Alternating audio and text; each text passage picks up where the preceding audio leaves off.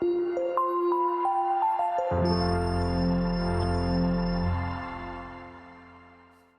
mensaje que estuve reflexionando para poder traerles, estaba pensando en cuál sería la oración más importante. Así que así le puse al título, la oración más importante. Y en realidad, después de pensarlo, no sería la oración más importante la que vamos a hablar hoy, porque en realidad la oración más importante sería cuando uno le pide a Cristo que entre en su corazón, ¿no? Cuando pide el perdón de pecados, cuando lo toma como Señor y Salvador de su vida, esa sería como la oración más importante. En realidad ahí le pifié, pero bueno, ya después va a quedar este título. Se podría llamar la segunda oración más importante, si quiere. Pero la oración más importante. Y hablando de la oración en general, quería leerles un pequeño pensamiento que tuvo un pastor puritano llamado Thomas Brooks, que dice lo siguiente: el poder de la religión y la piedad vive, progresa o muere según vive, progresa o muere la oración en privado. La piedad nunca es más alta que cuando los hombres se mantienen cerca de la oración en privado. La oración privada es la llave del cielo secreta que abre todos los tesoros de la gloria para el alma. Dios suele dar las mejores riquezas y las más dulces misericordias a su pueblo cuando éste se halla de rodillas en su aposento. Las gracias de los santos se dinamizan, se aprecian y se refuerzan por medio de las dulces y secretas influencias que llueven a sus almas cuando se encuentran en comunión íntima con Dios. Thomas Brooks deja este pensamiento y con esto quería empezar viendo un poco sobre el tema de la oración más importante. Y la oración no es simplemente un deber, sino que es una forma de vida. El Nuevo Testamento ordena a los creyentes que velen y oren en Mateo 26:41, Señor Jesús. Que sientan la necesidad de orar siempre, como dice Lucas 18:1. Voy a tirar varios versículos ahí. Que sean constantes en la oración, Romanos 12:12. Que se mantengan orando en todo tiempo con toda oración y súplica, Efesios 6:18. Que perseveren en oración, Colosenses 4:2. Que sean conocidas sus peticiones delante de Dios en toda oración y ruego, Filipenses 4:6. Y que oren sin cesar, Primera de Tesalonicenses 5:17. Tenemos muchos versículos en la Biblia que nos hablan sobre la importancia de la oración, y es una actitud continua, como nos nombraba Caramelino, que lo citó Ian ahora hace un ratito. Todo el tiempo es un hábito, es una manera de vivir, es una manera de estar orando en completa comunicación con Dios. Tenemos muchos modelos de oración en la Biblia, de personas con una fe admirable. Y esas oraciones quedan registradas en la palabra de Dios para nuestro deleite, e incluso para tomarlos como modelo y empezar a orar desde ahí.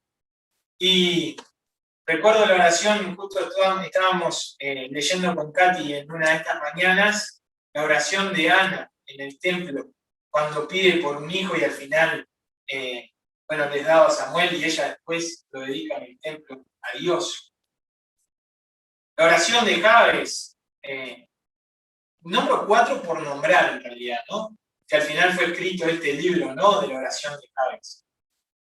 La oración de David en el Salmo 51, de la que muchos de nosotros seguramente hayamos recurrido para en algún momento cuando caímos en pecado, en desobediencia, vamos al Salmo 51 y lo usamos como modelo para nuestra oración.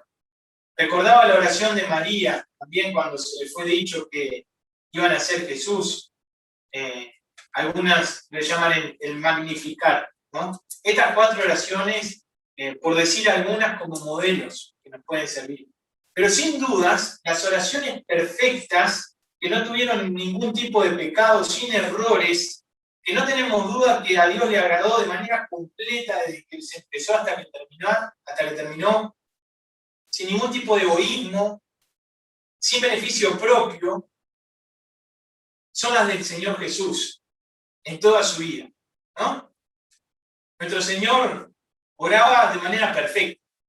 Si tuviéramos que elegir algún modelo de oración perfecto, serían los de Él. Él oró en todo momento.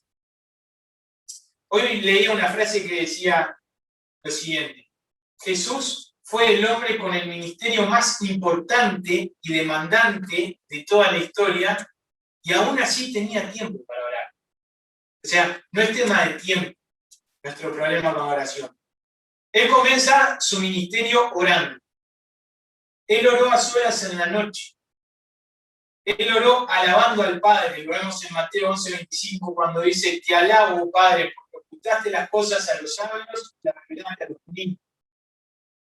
Ora agradeciendo cuando Lázaro se levanta y dice algo así como: te doy gracias porque me oyes. Ora revelando su corazón al Padre, pero poniendo por encima de su voluntad la voluntad de Dios, en Juan 12:27 y 28. Ora intercediendo por sus discípulos en el tremendo capítulo que encontramos en Juan 17, por sus discípulos de ese momento y por aquellos que iban a venir cuando ellos prediquen, que somos nosotros. Pero hay un modelo que está en la Biblia, que es dejado a los discípulos.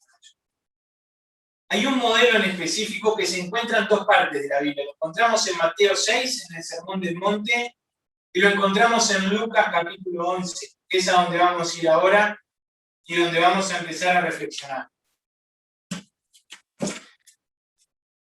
Son en dos partes diferentes, en dos tiempos diferentes. Uno es, ya lo dije, en el Sermón del Monte, que Jesús nombra estas cosas, y en otro momento diferente es cuando Jesús menciona, después de una pregunta de uno de sus discípulos, enséñanos a orar. Es que Jesús dice estas cosas, ¿no? La solicitud de enseñanza de parte de estos discípulos en cuanto a la oración revela que ellos en algún momento conocieron cómo se ora, o por lo menos vieron en otros, e incluso ellos mismos quisieron intentar de orar, pero seguramente de alguna manera no estaban conformes con lo que habían aprendido hasta el momento. Cuando Jesús empieza a decir cómo se debería orar, o este modelo de oración, en Mateo 6, él dice: no sean hipócritas como los fariseos, ¿no? Entonces, vemos que ellos en realidad tenían una oración, pero totalmente repetitiva. No repitan como los gentiles, dice también. Palabras abultadas, que a veces quizás no sabían del sentido de esas palabras, e incluso no las sentían. Palabras religiosas, en las que Jesús dice: esto no es. Pero los discípulos era lo que habían aprendido hasta ahora, ¿no? La oración que lo oyeron hacer a Jesús era radicalmente distinta a las típicas oraciones tradicionales a las que estaban acostumbrados en sus sinagogas por parte de los escribas, fariseos y rabinos. De la misma manera, en Mateo se nombra esto que les estoy diciendo. Vale aclarar que nosotros sabemos que en algunas iglesias esta oración se toma como, no solamente como modelo, sino como parte de la liturgia, ¿no? O sea, se dice textual lo que dice este modelo de oración que nos deja Jesús. Pero en realidad, cuando nosotros vamos a Lucas 11, los discípulos le dicen: enséñanos a orar. Ellos no les están diciendo: enséñanos una oración. Enséñanos una oración que podamos repetir. Ellos dicen: enséñanos a orar. Y lo más lindo que dice que Jesús estaba orando en ese momento. Pongámonos ahí en ese momento específico donde Jesús seguramente, no sé si con los ojos cerrados, no sé si agachado o arrodillado, lo que sea, no sé si en el medio del monte, no sé, pero sus discípulos se acercan, lo ven de su ejemplo, no solamente en ese momento, sino cada vez que ellos caminaban a un lado o al otro, y decían, él es diferente, él realmente está disfrutando de lo que está haciendo. Se nota que es una vida de oración. Y por eso surge la pregunta, o más bien la petición, enseñarnos a orar. Yo haría lo mismo. En ese momento, si fuera uno de sus discípulos, o si tuviera el privilegio de estar ahí, Señor, enseñame a orar de cómo se tiene que orar.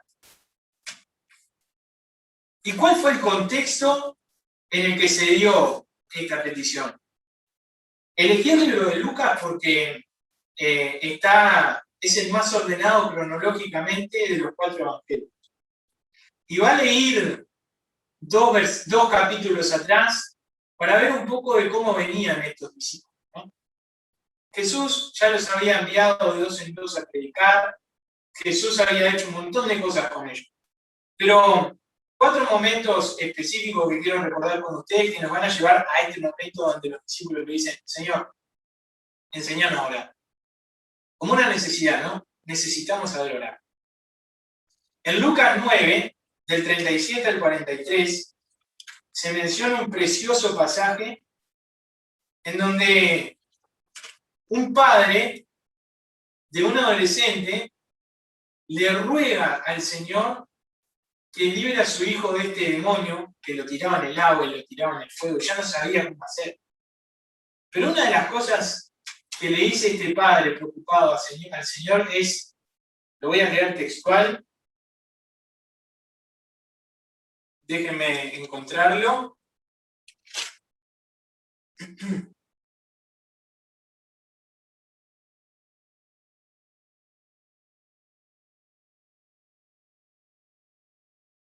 El versículo 40 dice lo siguiente, y rogué a tus discípulos que le echasen fuera y no pudieron.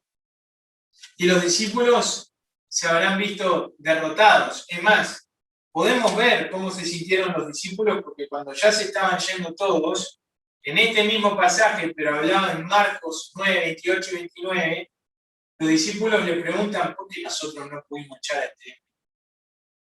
Y el Señor le responde, si no oran, se saca solamente con oración y ayuno. Entonces los discípulos se dan cuenta que están fallando en la oración en este momento.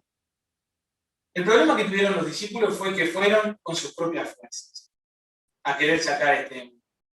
Eso seguramente los hizo sentir derrotados y con una necesidad de saber orar. El siguiente momento que quiero recordar con ustedes. Vemos un corazón egoísta de parte de los discípulos en Lucas 9, versículo 46 al 48. En una discusión ahí entre los discípulos sobre quién es mayor. Sin pensar en realmente lo que importa, ¿no? Y empezaron a sentir ese egoísmo, porque también hacía falta de esta oración sincera y de una transformación del corazón. Entonces vemos discípulos que querían luchar con sus fuerzas, discípulos egoístas pensando en sí mismos. Seguimos un poco más y en el capítulo 9, versículos 51 al 56, vemos un episodio en donde los discípulos van a un lugar de Samaria y como no los reciben bien, hay dos discípulos que se les ocurre no una mejor manera de tirarle fuego consumidor, ¿no? Y Jesús se enoja con ellos. ¿Vosotros no sabéis de qué espíritu sois? Porque el Hijo del Hombre no ha venido para perder las almas de los hombres, sino para salvarlas. Demuestra el actuar a base de impulsos. Según lo que a mí me parece, sin buscar conocer a Dios, ahí se muestra, en realidad no estoy teniendo esa relación íntima con Dios de oración. ¿Qué es lo que vos querés, Señor? Mostrame cuál es tu voluntad en frente a esto que está pasando ahora. El Señor establece que el tipo de oración que les va a indicar Jesús ahora, en el capítulo 11, en donde vamos a estar viendo, Es una oración que solamente pueden hacer sus discípulos. Dice, vosotros pues. ¿Y por qué aclaro esto? Porque si alguien no es discípulo de Cristo, orar de esta manera le va a parecer una tremenda locura. Orar de una manera en donde me despoje de mí mismo para cumplir solamente lo que el Señor quiere. Someterme a mí en este tiempo en donde cada uno piensa en sí mismo es una locura. Someterme a lo que Dios quiere realmente es una locura pensarlo. Por eso el Señor dice, vosotros pues. Si nosotros somos discípulos del Señor, este modelo de oración es para nosotros. Seguimos. Todas las peticiones, y ahora sí nos enfocamos específicamente en este modelo de oración. Todas las peticiones que están en estos versículos afirman la supremacía de Dios. Con el calificativo de Padre se reconoce como el origen de toda bendición. Con santificado sea tu nombre, se lo ve como sagrado. Con venga tu reino, como soberano. Con hágase tu voluntad, como superior. Con el pan nuestro de cada día, dánoslo hoy, se muestra como el sustentador. Con perdona nuestras deudas, como el salvador, el que nos salva. Y con no nos metas en tentación, como nuestro refugio. Y seguimos un poco más. Con santificado sea tu nombre, vemos las variadas relaciones entre Él y nosotros, ¿no? Con santificado sea tu nombre, vemos Él como santo y nosotros como adoradores. Venga tu reino como Él como gobernante y nosotros como súbditos. No nos metas en tentación como Él, siendo el guía y nosotros los peregrinos. Perdona nuestras deudas, me faltó. Él es el Salvador, nosotros los pecadores. Y podemos ver muchísimas más cosas sobre este tremendo modelo de oración que nos deja el Señor Jesús. Pero enfocándome en lo que habíamos empezado, la oración más importante, o lo que tenemos que procurar al comenzar o al empezar a orar a nuestro Dios. Dios es un Dios que actúa y hace las cosas por amor de su nombre. Y eso es perfecto. Que Él haga eso es lo perfecto. Y lo tenemos que entender. Dios hace las cosas y actúa por amor de su nombre. Él perdona mi iniquidad por amor de su nombre, dice el Salmo 25:11. Él nos salvó por amor de su nombre, el Salmo 106:8. Él contiene su ira por amor de su nombre, Isaías 48:9. ¿Qué es lo que mueve entonces el corazón de Dios en todas las declaraciones? Dios se deleita en que su nombre sea conocido y honrado. Estoy mencionando esto pensando específicamente en este modelo de oración, en la parte que dice, santificado sea tu nombre. Es la oración, por lo que yo entiendo, más importante, una de las oraciones más importantes que nosotros podemos hacer. Enfocar nuestras oraciones en clamar a Dios, que tu nombre sea santificado. Juan Bunyan, el escritor del Progreso del Peregrino, dice así, la oración es rendirse a la voluntad de Dios y cooperar con esta voluntad. Y menciono un ejemplo. Si lanzo un ancla desde un bote y la clavo en la orilla y jalo la orilla hacia mí o me llevo a mí mismo hacia la orilla. La oración no es jalar a Dios a mi voluntad, sino alinear mi voluntad con la voluntad de Dios. Isaías 8:13, lo leo desde acá. Dice lo siguiente.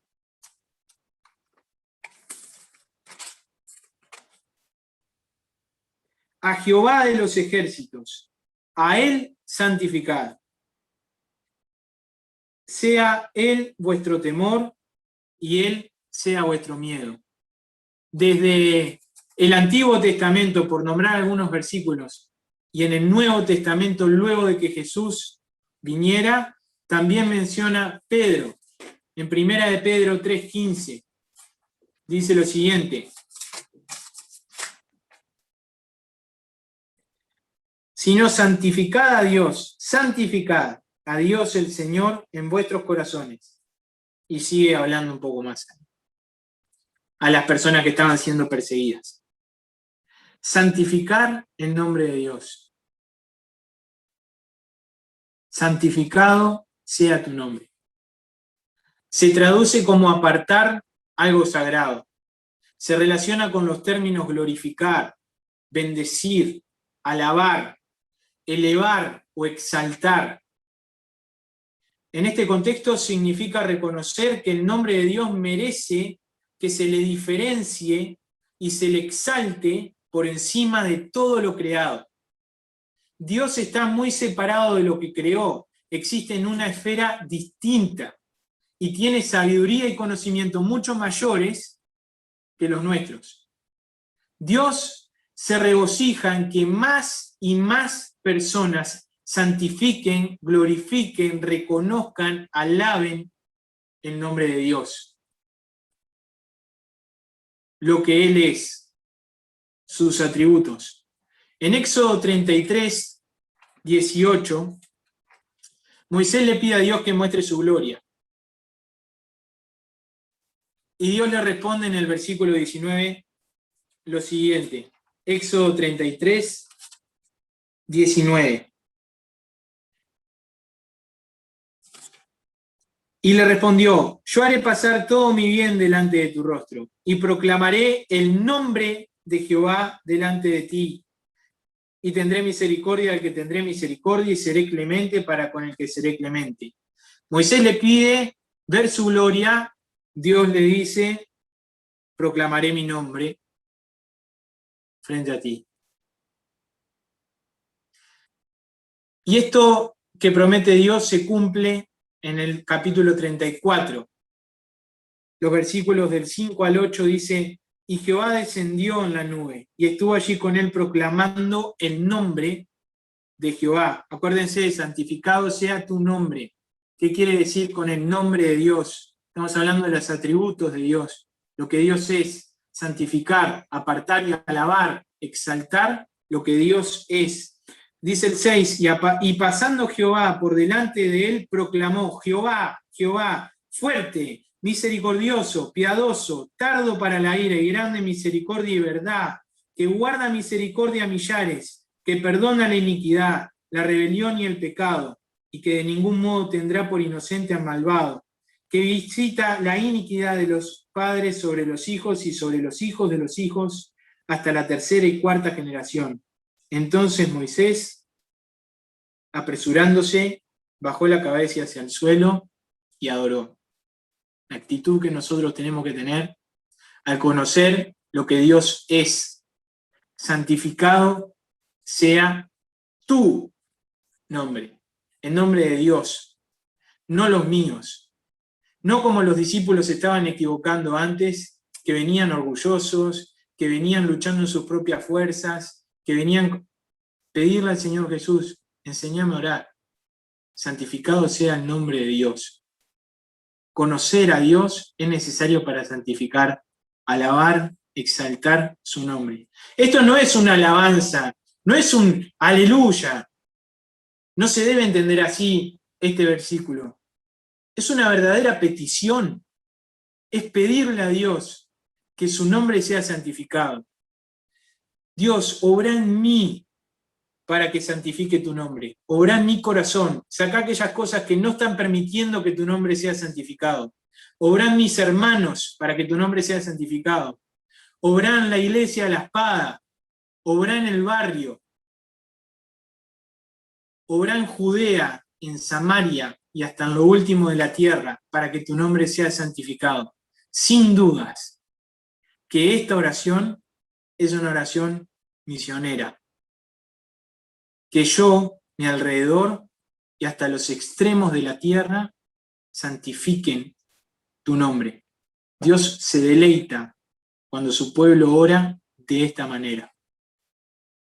Termino con no termino todavía, pero voy a hablar de una excelente frase de Tozer que dice que Dios existe para sí mismo y el hombre para la gloria de Dios es la enfática enseñanza de la Biblia.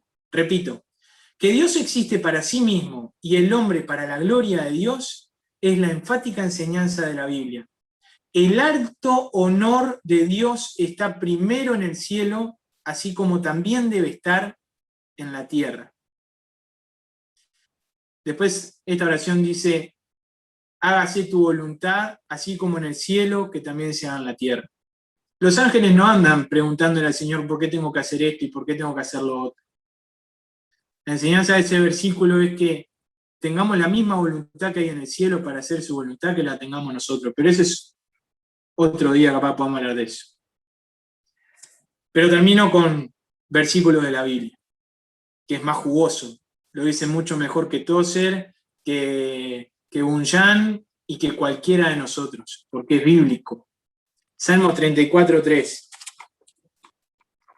dice lo siguiente.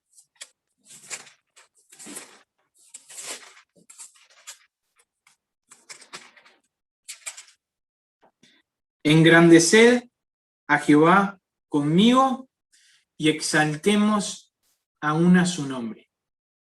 Engrandezcamos al Señor, exaltemos el nombre del Señor, busquemos conocer al Señor, santifiquemos su nombre, pidámosle, santificado sea tu nombre, que sea el primero, que sea el apartado, que tome el primer lugar en nuestras vidas y en la vida de nuestra congregación, que se haga su voluntad, siempre, para su gloria. Oramos y supongo que nos dividiremos en grupos después. Señor, como oraba antes de empezar, este mensaje es primero para mí, porque sé que muchas veces no estás en el primer lugar en mi corazón. Y te doy gracias por hablarme tan fuertemente en tu palabra. Te pido, Señor, que transformes nuestros corazones para que tomes el primer lugar y que se haga tu voluntad y que la gloria la lleves vos.